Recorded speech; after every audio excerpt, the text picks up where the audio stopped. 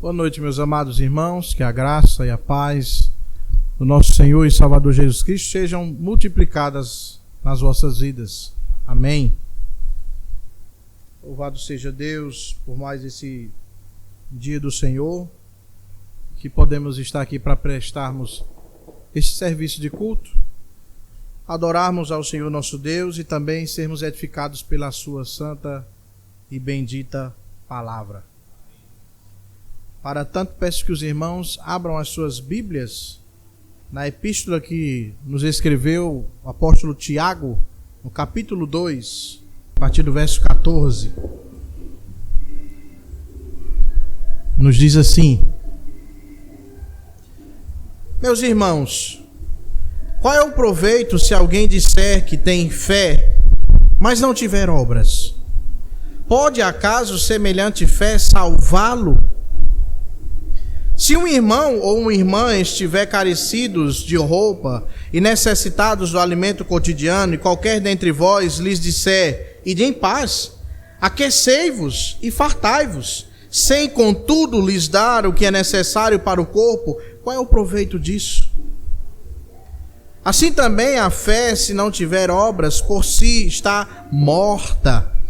Mas alguém dirá: tu tens fé e eu tenho obras. Mostra-me essa tua fé sem obras, e eu com as obras te mostrarei a minha fé. Crês tu que Deus é um só? Fazes bem. Até os demônios creem e tremem. Queres, pois, ficar certo, ó homem insensato, de que a fé sem obras é inoperante? Não foi por obras que Abraão, o nosso pai, foi justificado quando ofereceu sobre o altar o seu próprio filho Isaque? Vês como a fé operava juntamente com as suas obras. Com efeito, foi pelas obras que a fé se consumou e se cumpriu a escritura, a qual diz: ora, Abraão creu em Deus e isso lhe foi imputado para a justiça, e foi chamado amigo de Deus. Verificais que uma pessoa é justificada por obras e não por fé somente.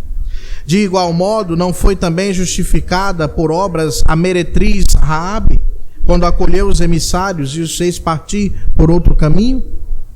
Porque assim como o corpo sem espírito é morto, assim também a fé sem obras é morta. Deixe sua Bíblia aberta, por gentileza, nós vamos orar mais uma vez. Senhor nosso Deus, nosso soberano Pai, Senhor das nossas vidas, Deus sobre todas as coisas, e Deus, sobre esta palavra lida aqui. Graças te damos por podermos ler esta palavra, conduzidos pelo teu Santo Espírito, direcionados por ele. E agora também te rogamos que venhamos ouvir da tua voz sobre esta palavra, no que diz respeito às diretrizes que o Senhor quer nos dar nesta noite, aos ensinamentos que o Senhor quer trazer ao nosso coração nesta noite. Nosso coração esteja aberto a isso, e que o teu Santo Espírito trabalhe, lapide o nosso coração a partir da sua santa e bendita palavra. Que eu seja apenas um instrumento em tuas mãos e que venha falar apenas a verdade contida nesta palavra. É o que nós te oramos, gratos em Cristo Jesus e no nome dele. Amém. Qual o valor, meus amados irmãos, das palavras que são ditas por alguém que tem por premissa o seguinte ditado: faça o que eu digo, mas não faça o que eu faço? Imagine só um nutricionista, por exemplo, que está sempre falando sobre a importância e defendendo a importância de uma alimentação saudável, uma alimentação equilibrada. Ele ensina àqueles que são seus pacientes sobre os benefícios de comer frutas, legumes, proteínas, evitar esses fast foods. No entanto, sempre que ele está fora do seu ambiente de trabalho, ele é visto comendo hambúrgueres, batatas fritas, refrigerantes. Imagine também um chefe que sempre diz aos seus funcionários sobre a importância de equilibrar a vida pessoal e profissional, de não misturar estas coisas, incentivando a todos aqueles que trabalham com ele a não fazerem horas extras, a desfrutarem do seu tempo também com a família, não abrirem mão disso. Mas, no entanto, este mesmo chefe é o primeiro a chegar no seu trabalho e o último a sair, raramente tirando folgas. Geralmente é isso que nós vemos com algumas pessoas. Essa ideia e essa concepção de seguir o que eu digo, mas não seguir o que eu faço, não tomar como exemplo aquilo que eu faço. Mas o fato, meus irmãos, é de que as palavras sem o respaldo das ações, das atitudes, são meras palavras. Guardadas as devidas proporções, Tiago deseja tratar sobre isso nesta próxima sessão da epístola, essa que nós lemos aqui. Havendo anteriormente censurado seus leitores acerca do favoritismo, na sessão do capítulo 2, na sessão anterior, dos versos 1 a 13, havendo disposto o esclarecimento sobre a irracionalidade que existe entre a fé cristã e o favoritismo e a acepção de pessoas, o apóstolo Tiago agora deseja esclarecer ainda mais que a fé destes irmãos, leitores dessa epístola, precisa estar de acordo com as suas atitudes. Isso é interessante porque talvez, à luz do que expomos aqui no domingo passado, talvez alguém pudesse pensar que o fato de dar preferência, de tratar diferente aquela pessoa que está em posição de destaque de acordo com a sociedade, não coloca em xeque uma compreensão espiritual que esses crentes aparentavam ter. É como que seria possível que alguém pudesse dizer: olha, Tiago, eu sei que você fez essa exortação dizendo que nós não podemos fazer acepção de pessoas, que nós não podemos ter favoritismo por aquelas pessoas que têm uma boa posição social, ou por aquelas pessoas que aparentam serem bem abastadas, pessoas importantes.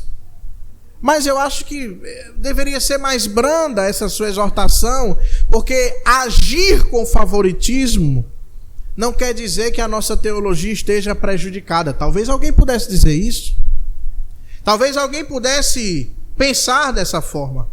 Mas é aí que Tiago trata nesta sessão sobre o seguinte: é justamente no comportamento prático que estas coisas, elas se revelam. É justamente no comportamento prático que as nossas premissas, elas se revelam, elas se mostram. E aí, meus amados irmãos, nesse momento fica em jogo se a fé que nós temos é realmente uma fé verdadeira. Porque a fé sem amor, sem ação, sem a prática, ela de nada vale. Ela é totalmente morta. Especialmente nessa seção do capítulo 2, eu peço que você preste muita atenção. O apóstolo Tiago, ele faz uso de uma ferramenta estilística chamada de diatribe. É um jeito que Tiago tem de tratar o seu discurso, permeado por algumas perguntas retóricas. A diatribe, originalmente, ela é um recurso estilístico onde um discurso ele é cheio de sátiras, cheio de ironias, e era muito utilizado na cultura helênica daquela época. Nós podemos perceber que o apóstolo Tiago, em sua epístola, essa que nós temos exposto aqui todos os domingos, ele faz um uso constante de perguntas retóricas e citações para esclarecer a lógica da sua argumentação. E ele faz isso como se estivesse dialogando com alguém imaginário. Como se ele dissesse: alguém pode dizer isso, eu respondo isso. Alguém pode pensar assim, eu digo então que deve ser assim. É esse jeito que Tiago tem para tratar sobre os seus argumentos. É esse jeito que Tiago usa para falar sobre a sua exortação para esses primeiros leitores e também para nós hoje. Assim nós podemos considerar, meus amados irmãos, na proposição do sermão de hoje, que é a seguinte: as obras devem fazer parte da vida de todo aquele que professa a fé em Cristo Jesus. As obras devem fazer parte de todo aquele que professa fé em Cristo Jesus. E nós vamos tratar sobre 3 porquês, à luz desse texto, 3 porquês sobre como estas boas obras elas precisam fazer parte de todo aquele que confessa o Senhor Jesus Cristo como seu Senhor e Salvador. O primeiro porquê é porque sem obras nós não conseguimos amar o nosso próximo. E nós vemos isso dos versos 14 a 17. Volte seus olhos para o texto, por gentileza. Meus irmãos, qual é o proveito se alguém disser que tem fé, mas não tiver obras? Pode acaso semelhante fé salvá-lo? Perceba que o início dessa perícope que nós lemos aqui traz exatamente um conjunto de 2 perguntas retóricas. Perguntas estas cuja resposta é clara e logicamente deduzida. Primeira pergunta: qual é o proveito se alguém disser que tem fé, mas não tiver obras? O termo grego utilizado, traduzido aí por proveito, qual o proveito, possui a compreensão de benefício, de lucro, de vantagem. Então, o que Tiago quer dizer nessa pergunta é o seguinte: qual o ganho que haverá? Qual o benefício que haverá no fato de se dizer que se tem fé, mas se não se tem obras? E a resposta é clara: nenhum. Nenhum benefício há, nenhum proveito há no fato de se dizer que se tem fé, mas não se tem obras. A resposta é essa: nenhum. É vazia. E aí segue-se a segunda pergunta retórica que Tiago faz no início do seu argumento: pode acaso semelhante fé salvá-lo? Como poderia uma fé vazia ser suficiente para a justificação? Veja o que Tiago está dizendo. Olha, meus amados irmãos, qual é o benefício que há em dizer que se crê em alguma coisa, mas não se demonstra isso com as suas atitudes? Qual o benefício que há então de dizer que se tem fé, mas que não há obras que testificam essa fé? E a resposta clara é nenhum. Nenhum benefício há, nenhum lucro há, não há retorno. Não há nada que se possa tirar proveito. E aí segue para a segunda pergunta: então, pode esta fé sem obras, pode esta fé porventura salvar? Pode esta fé porventura justificar? E a resposta é muito clara: não. Não pode. Tiago não quer dizer com isso, nessas perguntas, que isso de fato existe, uma fé sem obras. Isso não existe. Nós vamos entender isso mais adiante. Na verdade, ele fala apenas que alguém que assevera ter fé, que se diz crente, contudo, não tem obras, isso não é racional, isso não é correto. E esta fé que é dita aqui, de se dizer que tem fé, não se trata apenas de expressar a fé por meio de uma confissão, como nós temos confissões. Não é esta fé que Tiago está querendo esclarecer aqui, mas Tiago está falando de uma fé salvadora que é traduzida em obras. Tiago está falando da fé que nós temos, dada por Deus, para crermos em Cristo Jesus, e que esta fé precisa estar respaldada em obras. É como se Tiago estivesse dizendo, em sua pergunta: vocês acreditam mesmo que vocês serão salvos a partir de uma fé vazia, de uma fé morta, de uma fé que não está respaldada por obras? Vocês acham mesmo isso? A fé vibrante, meus amados irmãos, de palavras e obras, dita e realizada por amor a Deus e ao nosso próximo, é esta fé que nos salva. É esta fé operosa.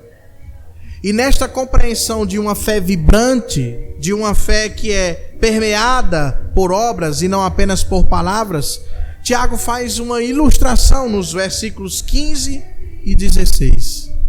Veja o que ele diz. Se um irmão ou uma irmã estiverem carecidos de roupa e necessitados do alimento cotidiano, e qualquer dentre vós lhe disser: ide em paz, aquecei-vos e fartai-vos, sem contudo lhes dar o necessário para o corpo, qual é o proveito disso? Veja, meus amados irmãos, Tiago faz uma ilustração onde a situação posta é entre irmãos na fé, porque ele diz: se um irmão ou uma irmã estiverem carecidos. Em seguida nós vemos que a necessidade desses irmãos é exatamente de ter o que comer e o que vestir, porque o verso 15 nos diz: se eles estiverem carecidos de roupa e necessitados do alimento cotidiano. E aí o verso 16 nos fala que a resposta dada a estes necessitados são palavras vazias. Veja isto. Um irmão e uma irmã que precisa de roupa e precisa de algo para comer, recebe como resposta o que está aí no versículo 16: ide em paz, aquecei-vos e fartai-vos. Uma resposta vazia. Essa é uma típica espécie de despedida hebraica que está presente em vários textos da Escritura. Como se fosse assim: as pessoas chegam, o seu irmão, a sua irmã em Cristo Jesus chega e precisa de algo para comer, precisa de algo para vestir, e você olha para ele e responde assim: Deus te guarde, Deus te abençoe, vá em paz. Palavras vazias, meus amados irmãos. Se essa pessoa não toma nenhuma atitude a respeito das necessidades físicas do seu irmão, da sua irmã em Cristo, de que vale esta fé? De que adianta esta fé? E Tiago responde no verso 17, quando diz: assim também, a fé, se não tiver obras, por si só, está morta. A fé por si só, se não for acompanhada de ações, ela está morta.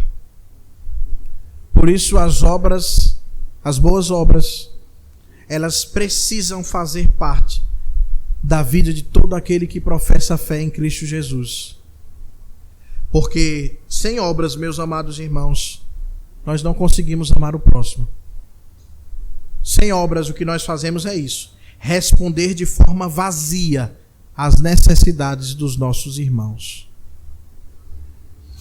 O segundo porquê é o seguinte: porque sem obras temos uma mera fé intelectual e sem justificação. Versos 18 e 19 nos falam disso. Volte seus olhos para o texto, por gentileza. Verso 18. Mas alguém dirá: tu tens fé e eu tenho obras. Mostra-me essa tua fé sem obras, e eu, com as obras, te mostrarei a minha fé. Crês tu que Deus é um só? Fazes bem. Até os demônios creem e tremem. Nós vemos uma tentativa vazia de justificação para dizer que existe fé sem obras. E Tiago rebate essa justificativa. Nós vemos nesse verso 18, mais um aspecto da chamada diatribe, dessa forma que Tiago tem de discorrer sobre os seus argumentos como se estivesse falando com alguém imaginário. Quando ele diz, mas alguém dirá, alguém haverá de dizer, tu tens fé e eu tenho obras. Ele apresenta, o apóstolo Tiago, ele apresenta um contra-argumento hipotético de uma pessoa que poderia ter fé enquanto outra poderia ter obras. Ou seja, Tiago está dizendo, alguém poderia dizer, não, eu tenho fé, mas fulano tem obras. São coisas diferentes. Um pode ter uma coisa, outro pode ter outra. E aí Tiago vai dizer, não, não é assim. De forma alguma. Essa história de que uns têm fé e outros obras, de jeito nenhum. Tiago responde como se dissesse, mostra-me a sua fé sem obras, e eu, pelas minhas obras, lhe mostrarei a minha fé. Verso 18. Tiago está dizendo, olha, não existe essa história de dissociação, de separação entre o que se crê e o que se precisa fazer. Não há separação entre fé e obras. Isso é incongruente, isso é irracional. E aí ele diz, você que diz ter fé, mostre então a sua fé sem obras, porque eu, com as minhas obras, eu mostrarei a minha fé. As obras testificam a fé verdadeira. As obras testificam a fé que é salvífica. O desígnio de Tiago aqui era expor a nécia vanglória dos que imaginavam que tinham fé quando por sua vida demonstravam que eram incrédulos. Tiago deseja deixar claro a esses irmãos, olha, existe algo muito errado nessa vanglória de vocês, de acharem que vocês têm uma fé verdadeira, de acharem que vocês têm uma fé salvífica, de acharem que essa fé de vocês, ela é importante, ela é suficiente. Tiago está dizendo, não é, porque a fé de vocês não está expressa em obras. A fé de vocês não está fundamentada em obras. Tiago se recusa a aceitar a divisão entre fé e obras, a dissociação, a separação entre fé e obras, porque a verdadeira fé não pode existir separada das obras. E obras agradáveis a Deus não podem ser realizadas sem a verdadeira fé. Elas estão unidas, fé e obras.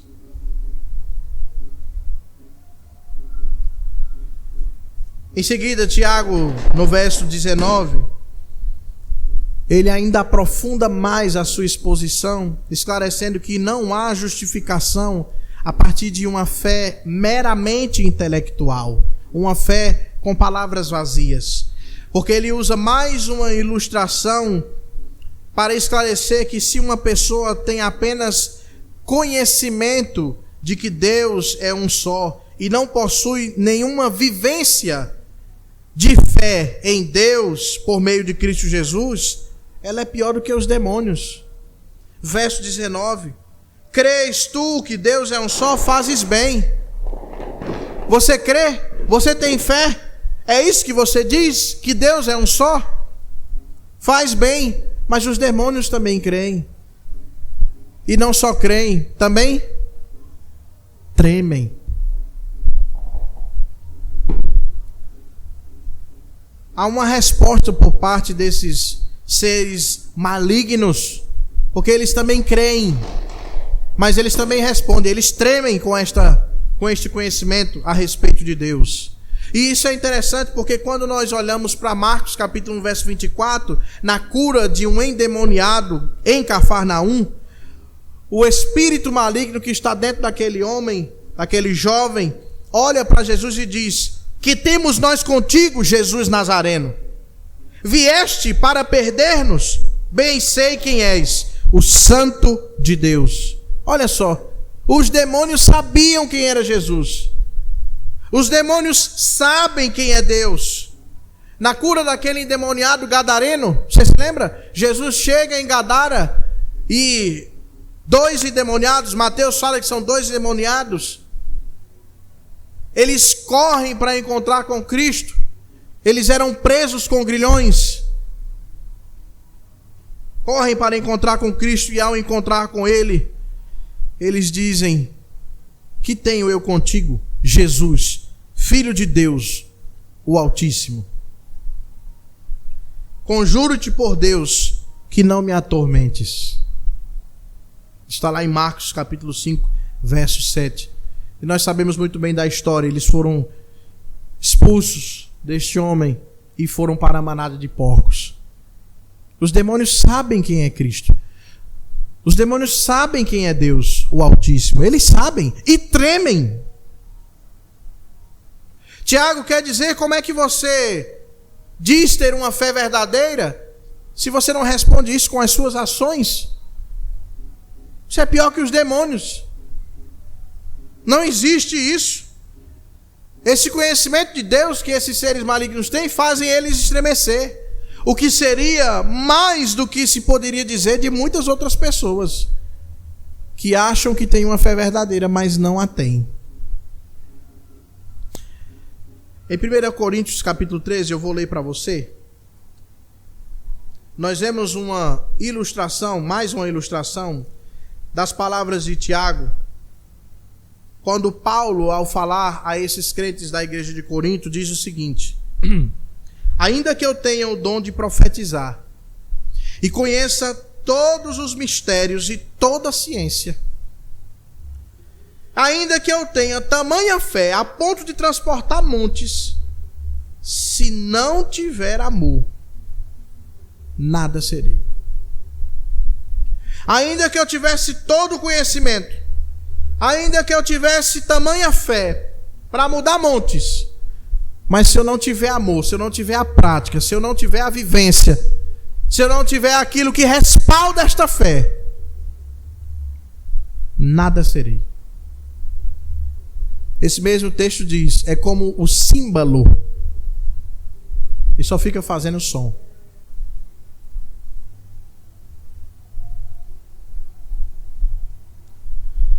Sem obras, meus amados irmãos, a nossa fé é meramente intelectual. E por isso, ela não é salvífica. Ela não é uma fé verdadeira.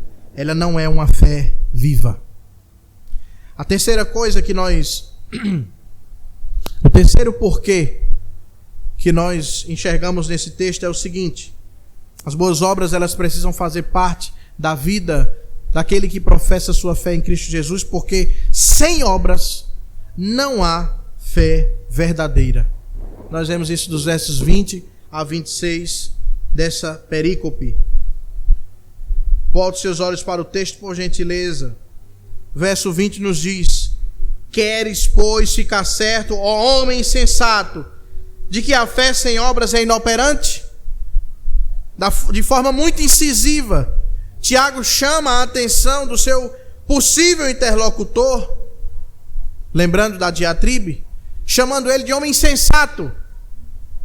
E ele diz: olha, você quer estar certo de que de fato a fé sem obras é inoperante?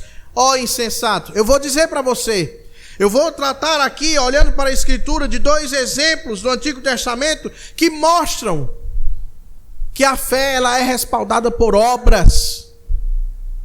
Que a fé professa, ela precisa ser embasada com obras.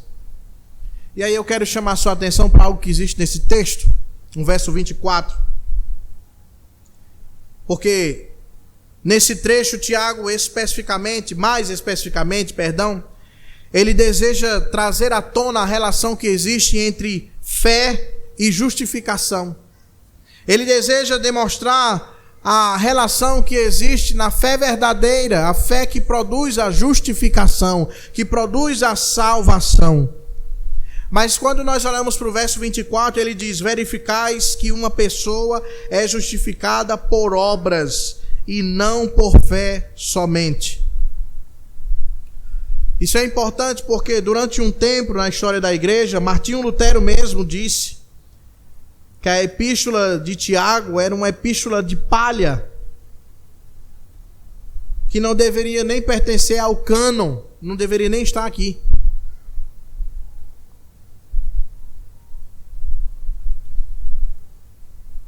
parece que existe uma aparente contradição entre o que Tiago diz e o que Paulo diz. Porque Paulo, em Romanos capítulo 3, versos 28, ele diz que o homem é justificado pela fé, independente das obras da lei. Mas Tiago está dizendo aqui no verso 24 que a pessoa é justificada por obras e não por fé somente.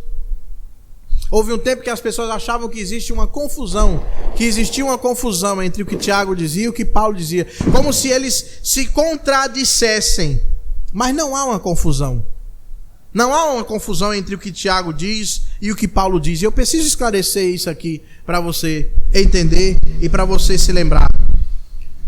Paulo e Tiago, eles tratam de instâncias diferentes do processo, do mesmo processo, a justificação. A justificação é o ato pelo qual Cristo, por meio de sua morte, por meio do seu sangue derramado, ele faz com que diante de Deus nós sejamos considerados justos. Embora pecadores, merecedores da morte, porque o salário do pecado é a morte, mas pela obra de Cristo Jesus, pelo seu sangue derramado na cruz, por haver ele cumprido toda a lei perfeitamente, e por haver ele cumprido com o castigo que nos traz a paz, que era a morte, por haver Cristo feito isso, ele imputou a justiça em nós. Ele colocou em cada um de nós a sua justiça, a justiça dele. Ele conquistou as benesses por ter cumprido todas as ordenanças da Escritura. E quando ele fez isso, nós, mesmo sendo pecadores, que ainda somos, mas mesmo assim, diante de Deus, somos considerados justos. Nós fomos justificados em Cristo Jesus. Os dois, Paulo e Tiago, estão falando do mesmo processo. A diferença é a seguinte: é que Paulo está falando sobre um aspecto da justificação e Tiago está falando sobre outro aspecto da justificação. Sempre que eu explico isso, eu gosto de trazer à luz, e isso eu vi em um autor e um comentarista do Novo Testamento, eu gosto de trazer à luz a parábola do filho pródigo, que está lá em Lucas capítulo 15. Nós vemos que na parábola do filho pródigo, um filho deseja receber de seu pai aquilo que lhe pertence. Eu estou fazendo assim porque herança não se recebe em vida. E ele gasta tudo o que tem dissolutamente, até o fim em que ele fica sem nada e passa a ser um criador, um alimentador de porcos. Vocês devem se lembrar que para os judeus o porco era um animal imundo. E este filho pródigo estava ali entre os porcos, inclusive desejando se alimentar daquilo que os porcos se alimentavam. Mas, por um toque do Espírito Santo, esse filho passa a pensar em retornar à casa do pai. E nesta atitude, em rogar o perdão de seu pai. E ele volta para a casa do pai e diz: já não sou digno de ser chamado teu filho, porque eu pequei. Porque eu fiz errado, porque eu fui precipitado. Não sou digno de ser chamado teu filho. Entretanto, o pai, quando recebe este filho, diz: entra. Recebe este filho. Coloca-lhe um anel no dedo. Pede que se organize um banquete. E as palavras dele são as seguintes: nós vamos comemorar porque este meu filho estava morto, mas agora reviveu. Eu estou contando essa parábola para esclarecer o seguinte: o que Paulo deseja explicitar em Romanos 3, 28, quando diz que o homem é justificado pela fé somente, independente das obras, o que Paulo deseja esclarecer é que o filho pródigo é aceito pelo pai não por quaisquer condições prévias que ele tivesse. O filho não tem nada que faça com que o pai lhe aceite como filho. Ele mesmo diz: eu chegarei para meu pai e vou dizer: trata-me como um dos teus trabalhadores, dos teus servos. O filho não tem nada nele mesmo que diga: eu vou voltar para o meu pai e vou ser recebido como filho. Não, ele não tem nada disso. Não tem nenhuma qualidade que lhe faça ser recebido como filho. Mas o pai, pela sua graciosidade, pela sua ação bondosa, recebe ele como seu filho. Recebe-o de volta e celebra o seu retorno. Então Paulo deseja esclarecer esse aspecto da justificação, dizendo que nós nos achegamos a Cristo porque Ele é quem nos traz. Não há nada em nós que nos faça sermos aceitos como filhos. Pelo contrário. Mas Cristo, por sua ação bondosa, por sua graça, nos recebe como filhos. E isso acontece unicamente pela fé em Cristo Jesus. É por isso que quando evangelizamos nós dizemos: você precisa crer, você precisa entender, você precisa acreditar que Cristo é o seu único e suficiente Salvador. É disso que Paulo está dizendo. Agora, sobre o que Tiago está dizendo? Tiago, meus amados irmãos, ao dizer que a fé, que a justificação da pessoa é por obras, ele não quer contradizer Paulo. O que Tiago deseja focar é na ação deste filho pródigo. Eu estou usando a parábola como exemplo. Na ação deste filho após a sua aceitação. Veja bem, esse filho não tinha nada que lhe fizesse ser recebido como filho, ser recebido de volta como filho. Mas o pai fez isso por sua bondade, por sua graça.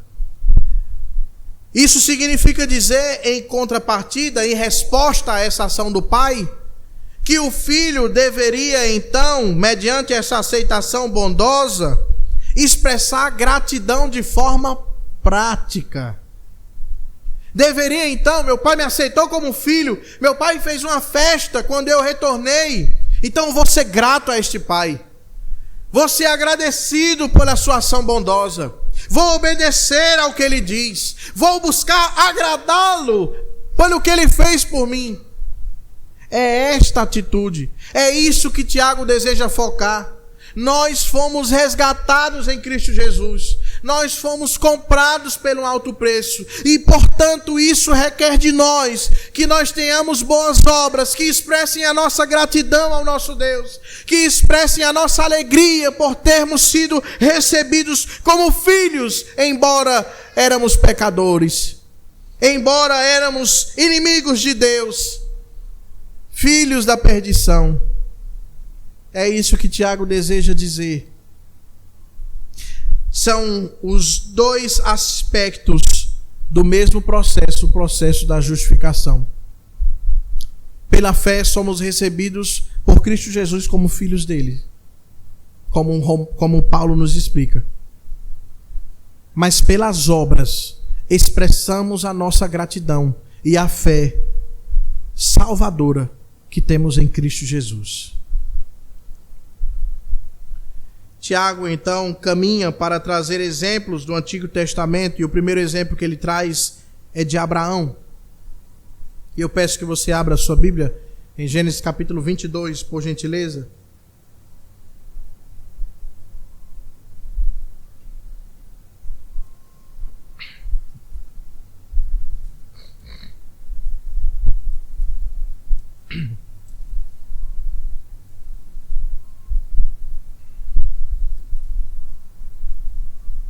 Deixe marcado aí o texto de Tiago. Em Gênesis 22, diz o seguinte: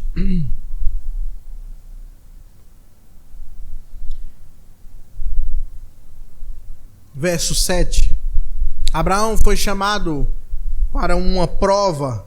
Deus colocou Abraão à prova, pedindo o seu único filho, Isaque.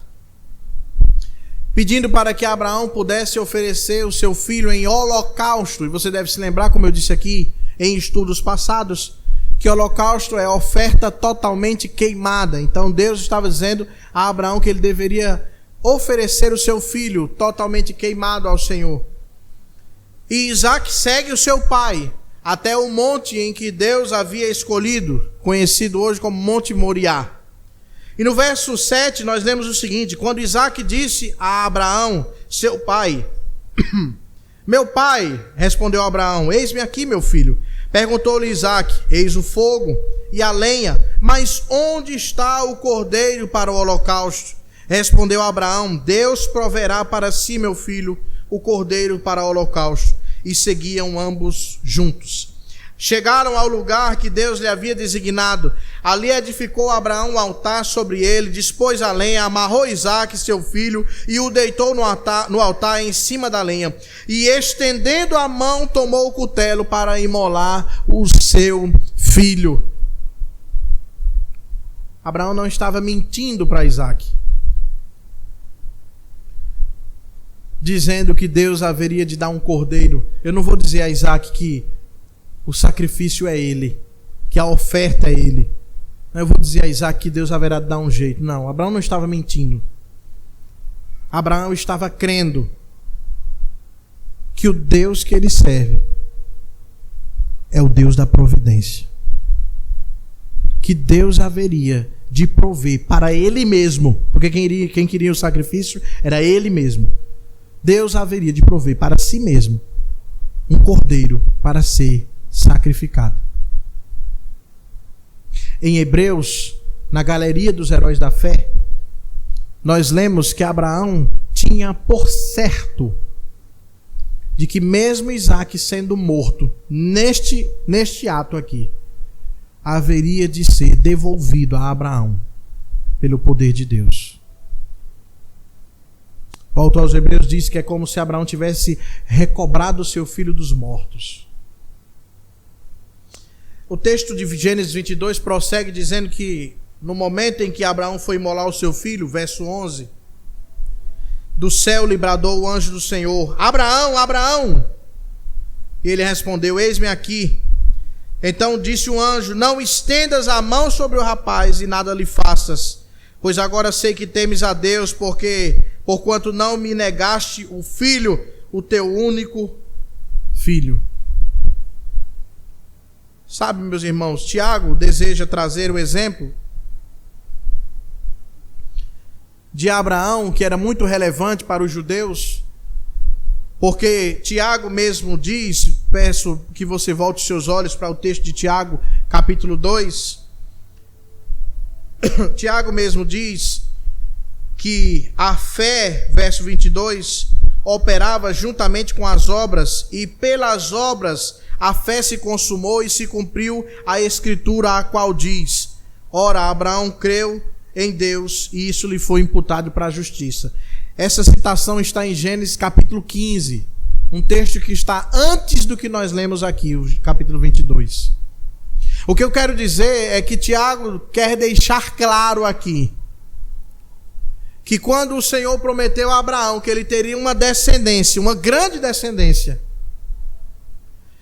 e que essa descendência obviamente viria a partir de Isaque, seu filho, Abraão creu nisso.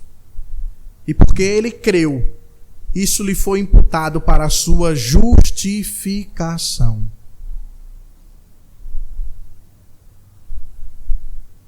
Isso é interessante porque Abraão tinha relevância para os judeus. Abraão tinha grande relevância para os judeus. E ao dizer deste exemplo de Abraão, Tiago quer deixar mais uma vez claro a fé que Abraão tinha de que Deus lhe daria uma descendência. Esta fé também foi acompanhada por suas obras.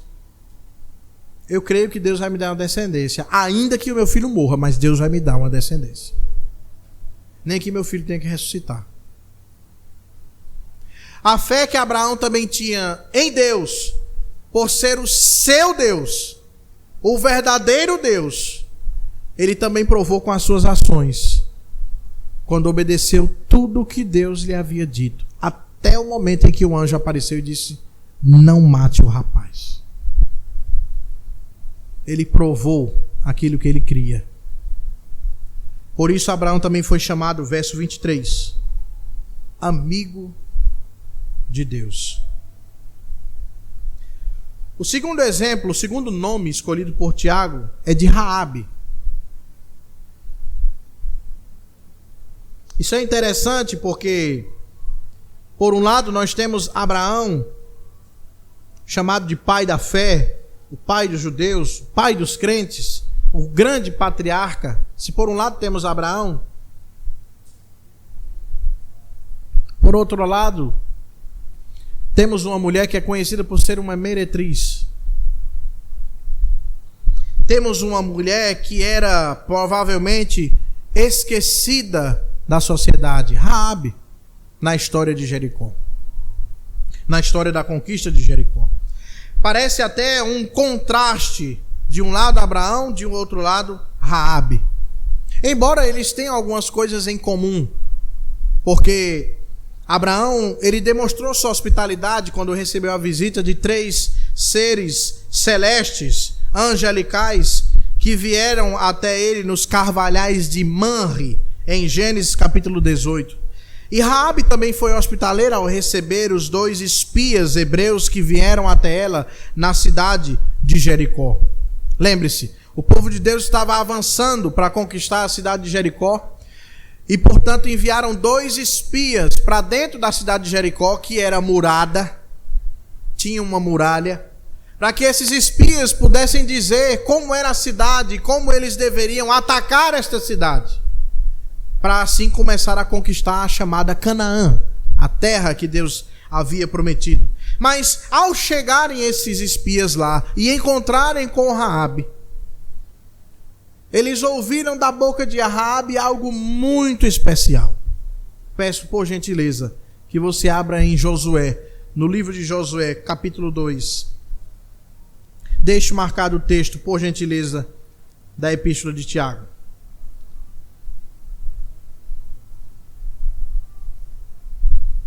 Vá lá para Josué capítulo 2.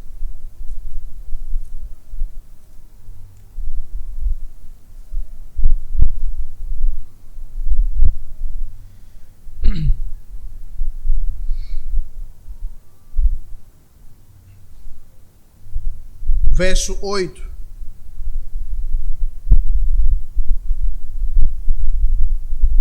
Diz assim: antes que os espias se deitassem, foi ela, Raabe, ter com eles no eirado. O eirado era a parte de cima, é o que hoje nós conhecemos por laje da casa.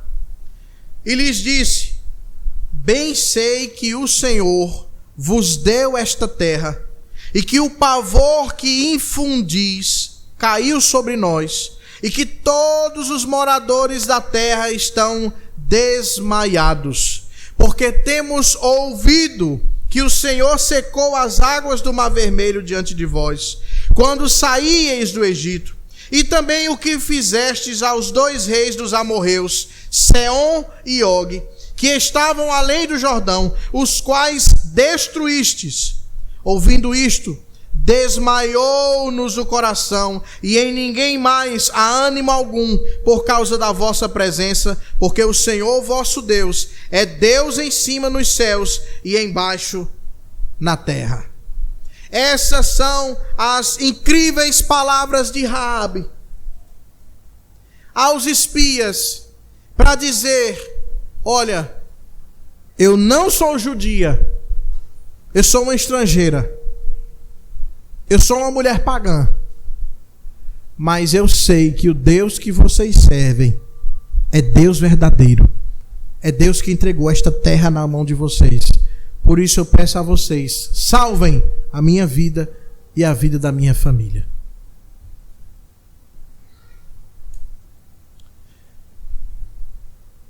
Meus amados irmãos, Raabe creu em Deus, e isso também lhe foi imputado por justiça.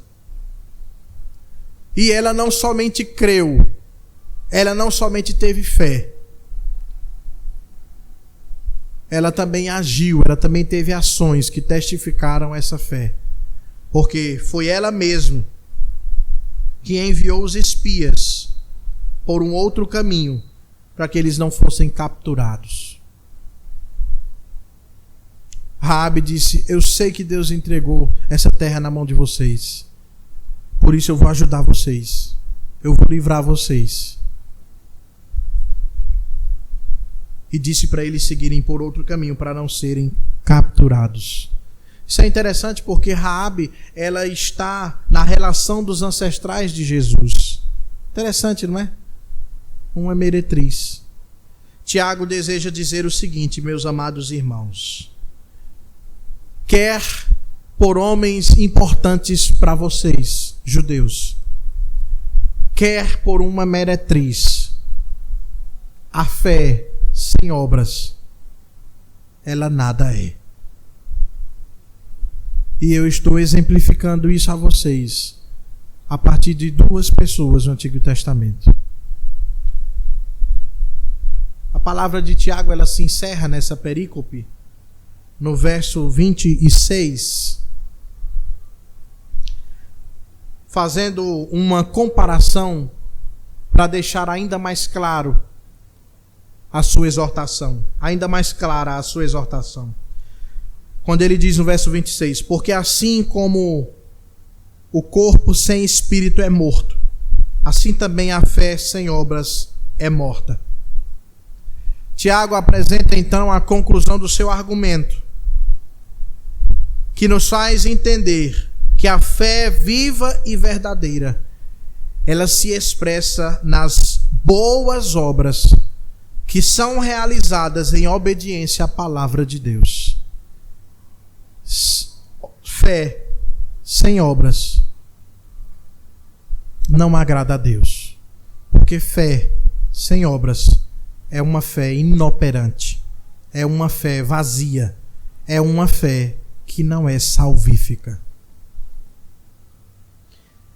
Quais as implicações desse texto para as nossas vidas?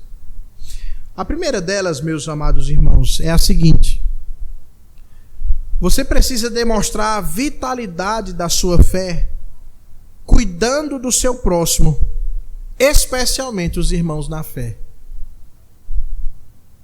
Se eu lhe perguntasse agora, para você que está aí, qual a necessidade de algum irmão aqui da congregação, será que você saberia responder? Se eu lhe perguntasse? E se você conseguisse responder de forma acertada: ah, pastor, eu sei o que é que fulano precisa, diga aí quem é que eu sei do que é que ele está precisando, qual a necessidade dele, pode dizer que eu sei. Ok, mas se você respondesse de forma acertada, você também poderia dizer o que você fez para resolver essa situação desse irmão?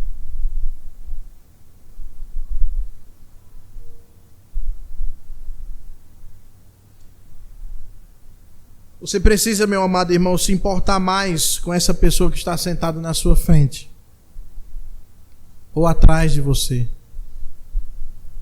Se importar mais com os seus irmãos na fé. Se importar também com aqueles que necessitam, os órfãos, as viúvas, os necessitados, os enfermos.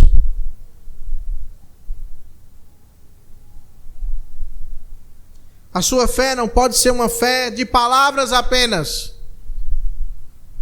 A sua fé precisa ser uma fé viva. E essa vitalidade, ela precisa ser demonstrada também a partir do cuidado com o próximo.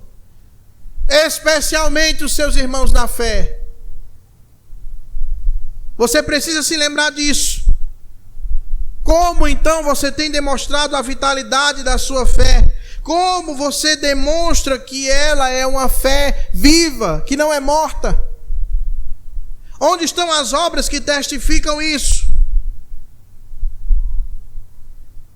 Muitas vezes, os crentes preferem olhar para o seu próprio umbigo, para o que sonham, para o que desejam, para a realização que poderiam ter em ser ou em ter. ao invés de se preocuparem com o seu próximo. Ao invés de demonstrarem, eu creio em Cristo Jesus, eu sei que a palavra de Deus diz que eu preciso cuidar dos meus irmãos, e eu cuido dos meus irmãos. Eu tenho obras que mostram a minha fé. Eu tenho obras que demonstram a vitalidade da minha fé. A minha fé é viva, é verdadeira. Porque não há racionalidade em dizer que se crê em Cristo quando não se cuida do seu próximo.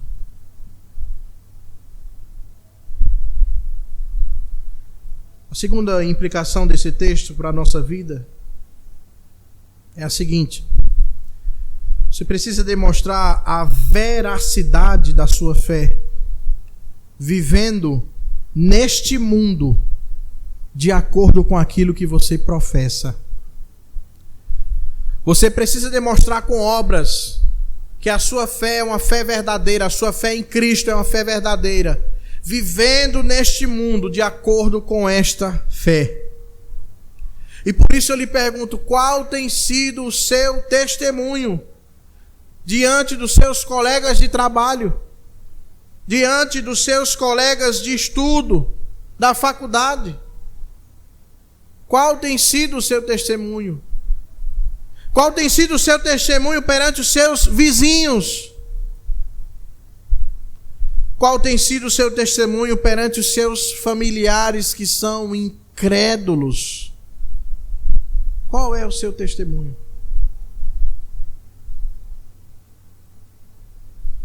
É por isso que muitas vezes as pessoas olham para os crentes e dizem assim: mas rapaz, tu está fazendo isso e aquilo, tu não é crente? E a gente se aborrece, né? Porque as pessoas nos cobram. Elas parecem que olham mais para nós. Parece não, é verdade. Elas olham mais para aqueles que professam a verdadeira religião. Aqueles que buscam ser fiéis ao que a Escritura diz. Mas eles não podem estar olhando para nós e dizendo: tu não é crente? Por que tu faz isso? A nossa conduta, a forma como agimos, deve concordar com a fé que temos em Cristo Jesus. O nosso testemunho precisa testificar a fé que nós temos em Cristo Jesus. E você precisa se importar com as pessoas que estão à sua volta. Não caia nessa história de dizer: eu não me importo com o que as pessoas dizem. Em certa medida você tem que se importar sim. É disso que fala o mandamento do Senhor: não tomarás o nome do Senhor teu Deus em vão. Não deixe que as pessoas olhem para você e zombem de Deus, dizendo: esse Deus que essa pessoa serve é um Deus mentiroso, porque ela diz uma coisa e faz outra. Você precisa se importar com a sua forma de agir mediante as pessoas que estão à sua volta. Porque se você não age de acordo com a sua fé em Cristo Jesus, então a sua fé é vã, a sua fé é falsa, a sua fé é cheia de mentiras. A terceira implicação desse texto para nós é a seguinte: lembre-se que a sua salvação, ela não é por obras, mas sim por fé. Não pense que atender ao necessitado, alimentar os que têm fome, vestir os que precisam de roupa, faz com que você tenha direito sobre a salvação. De jeito nenhum, de forma alguma. O movimento é exatamente o contrário. As obras, elas respondem à salvação. Porque somos salvos, é que respondemos isso com obras, com boas obras. Para ser salvo, precisamos nos render a Cristo Jesus, confessá-lo como o único e suficiente Salvador da vida perdida.